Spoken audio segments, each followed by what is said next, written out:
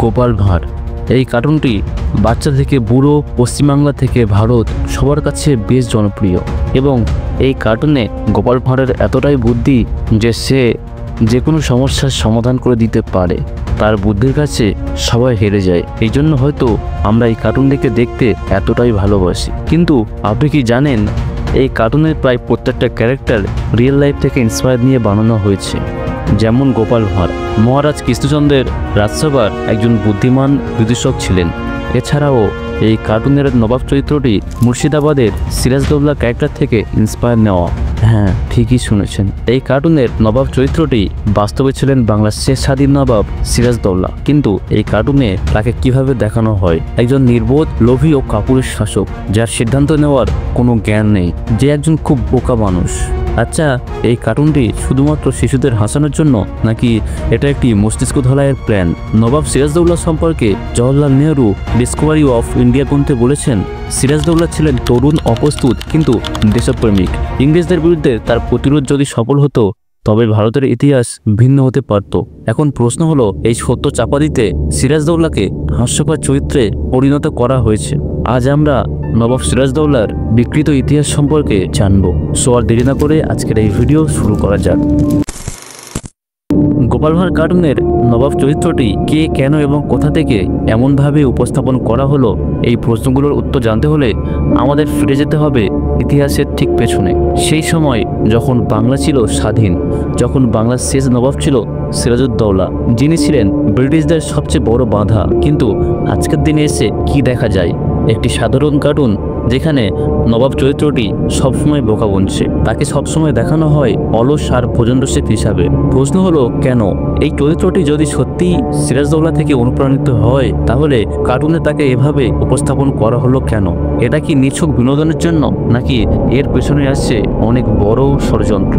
বাংলার নবাব সিরাজদৌল্লা ছিলেন ইংরেজদের বিরুদ্ধে লড়াই করার একমাত্র শাসক, যিনি ব্রিটিশ ইস্ট ইন্ডিয়া কোম্পানির বেআইনি কার্যকলাপের বিরুদ্ধে সরাসরি প্রতিরোধ গড়ে তুলেছিলেন।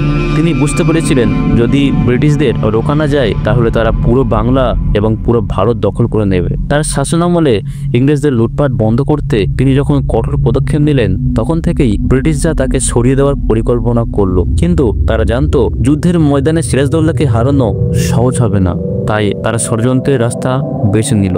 1757 সাল পলাশির যুদ্ধে নবাব সিরাজদৌল্লা পরাজিত হন।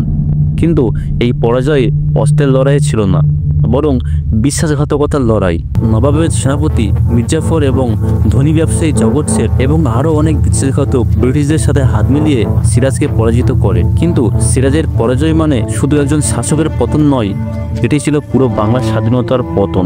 এই নিয়ে sir Jadunath Sarkar fall of the Mughal empire বইয়ে লিখেছেন, সিরাজদৌল্লা ছিলেন শেষ স্বাধীন নবাব, যিনি বিদেশি শক্তির বিরুদ্ধে প্রতিরোধ করতে চেয়েছিলেন, কিন্তু তার নিজের লোকেরাই তাকে ধ্বংস করলো।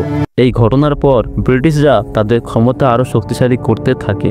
ধীরে ধীরে পুরো ভারতকে নিজেদের হাতের মুঠোয় নিয়ে নেয়। কিন্তু শুধু দখল করাই তাদের লক্ষ্য ছিল না, তারা চেয়েছিল ইতিহাসকে বদলে দিতে, যাতে ভবিষ্যৎ প্রজন্ম সিরাজের মতো দেশপ্রেমিকদের ভুলে যায় কিংবা ভুলভাবে জানে। ব্রিটিশরা জানতো যদি সিরাজের প্রকৃত ইতিহাস সবার সামনে আসে তাহলে মানুষ একদিন না একদিন ঠিক জেগে উঠবে। তাই তারা শুরু করলো ইতিহাস বিকৃত করার কাজ। সিরাজদৌল্লাকে কেবল পরাজিত করাই তাদের লক্ষ্য ছিল না, তাকে মানুষের চোখে ছোট করাটাও ছিল তাদের অন্যতম লক্ষ্য। ব্রিটিশদের লেখকদের দ্বারা নবাব সিরাজদৌল্লাকে এক নিষ্ঠুর অত্যাচারী শাসক হিসাবে উপস্থাপন করা হলো, আর সেই মিথ্যা ইতিহাসই ধাপে ধাপে ছড়িয়ে পড়ল। এই নিয়ে বঙ্কিমচন্দ্র চট্টোপাধ্যায় মৃণালিনী গ্রন্থে বলেছেন, সিরাজ ছিল এক বীর পুরুষ, কিন্তু দুর্ভাগ্যক্রমে কুটবুদ্ধির সামনে পরাস্ত হন। এখন প্রশ্ন হলো, নবাব সিরাজকে নিয়ে এই বিকৃত ইতিহাস কিভাবে আজকের দিনেও টিকে আছে? তার উত্তর খুবই সহজ, আমাদের শিক্ষা ব্যবস্থা। আমাদের বিনোদন মাধ্যমগুলোর মাধ্যমে আমাদের মস্তিষ্ক ধলাই করা হয়েছে যাতে আমরা ভুল ইতিহাস বিশ্বাস করি। এই ষড়যন্ত্র শুধু ইতিহাসের পাতায় সীমাবদ্ধ থাকেনি, এটি ঢুকে পড়েছে আমাদের সংস্কৃতিতে, আমাদের গল্প উপন্যাস, এমনকি আমাদের কার্টুনেও। গোপাল ভাঁড় কার্টুনকে দেখুন, যেখানে নবাব চরিত্রটিকে এমনভাবে উপস্থাপন করা হয়েছে যেন সে খুব বোকা, অলস এবং নির্বোধ। এতে বাচ্চারা বড় হতে হতে এই ধারণা নিয়েই বড় হয় যে নবাব মানেই একজন ব্যর্থ শাসক, একজন মূর্খ রাজা। যে রাজা রাজ্য চালাতে পারে না। অথচ বাস্তব ইতিহাস সম্পূর্ণ ভিন্ন। বাস্তবে সিরাজদৌল্লা ছিলেন এক দেশপ্রেমিক, একজন বীর যিনি স্বাধীনতার জন্য প্রাণ দিয়েছেন। কিন্তু এই ভুল ধারণা কেবল শিশুদের মধ্যেই সীমাবদ্ধ নেই, যুগ যুগ ধরে এই মিথ্যা ধারণা চালিয়ে যাওয়া হয়েছে। কারণ ইতিহাসকে পাল্টানোর সবচেয়ে ভালো উপায় হলো তা ছোট থেকেই মানুষের মস্তিষ্কে গেঁথে দেওয়া।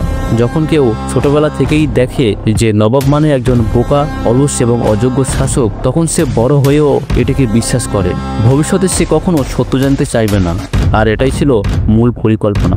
কিন্তু প্রশ্ন হলো, এই ষড়যন্ত্র কারা করলো? শুধুই ব্রিটিশরা, নাকি তাদের সঙ্গে হাত মিলিয়েছিল আরও কেউ? ইতিহাস বলে শুধু ব্রিটিশরাই নয়, তাদের সঙ্গে যোগ দিয়েছিল সেই সময়ের কিছু অভিজাত শ্রেণীর মানুষ, যারা নিজেদের স্বার্থের জন্য বাংলাকে বিক্রি করেছিল। সেই বিশ্বাসঘাতকতা শুধু মির্জাফর বা জগৎ শেঠদের মধ্যে সীমাবদ্ধ ছিল না।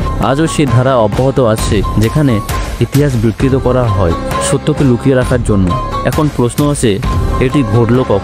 এর শুরু হয়েছিল সেই ব্রিটিশ আমল, কিন্তু তা আজও চলছে। ব্রিটিশরা চলে গেছে, কিন্তু তাদের রেখে যাওয়া শিক্ষা ব্যবস্থা, তাদের ইতিহাস বিকৃতির প্রভাব এখনো আমাদের সমাজে রয়ে গেছে। স্কুল কলেজের ইতিহাস বইতে সিরাজদৌল্লার প্রকৃত কাহিনী খুব কম পাওয়া যায়, বরং তাকে এক অসফল শাসক হিসাবে দেখানো হয়। কিন্তু সবচেয়ে আশ্চর্যের বিষয় হলো, এই ষড়যন্ত্র এখন শুধু ইতিহাসের পাতায় নেই, এটি বিনোদনের মাধ্যমে ঢুকে পড়েছে। যেমন সিনেমা, সিরিজ, এমনকি কার্টুনের মধ্যেও সিরাজদৌল্লাকে বিকৃতভাবে উপস্থাপন করা হয়েছে।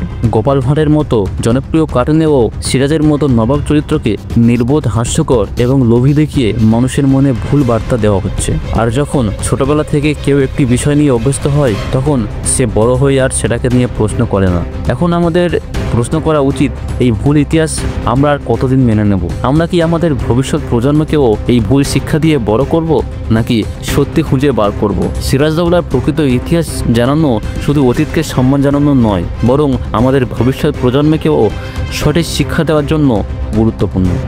যদি আমরা এখনই না জানি, তবে হয়তো ভবিষ্যতে সত্যকে সম্পূর্ণভাবে মুছে ফেলা হবে, আর তখন আমাদের হাতে আর কিছুই থাকবে না। আর একটা বিষয়, আপনারা কি লক্ষ্য করেছেন, এই কার্টুনে মুসলিম শাসকদের নিয়ে একটি হাস্যকর চিত্র অঙ্কন করা হয়েছে।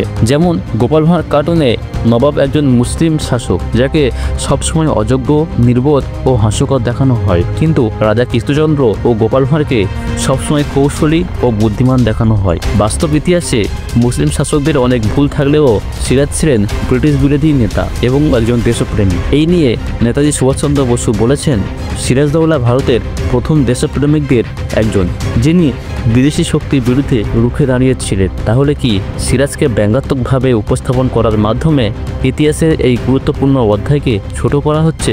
আজ তোমার কাছে প্রশ্ন, আমরা কি আমাদের ইতিহাসের প্রকৃত সত্য জানবো, নাকি মিথ্যার অন্ধকারেই ডুবে থাকবো? তো গাইস, আজকে ভিডিও এই পর্যন্ত শেষ করছি। যদি ভালো লাগে অবশ্যই একটি লাইক করে পাশে থাকবেন। সো দেখা হচ্ছে নেক্সট ভিডিওতে নতুন কোনো টপিকের সঙ্গে। ততক্ষণের জন্য আসসালামু আলাইকুম।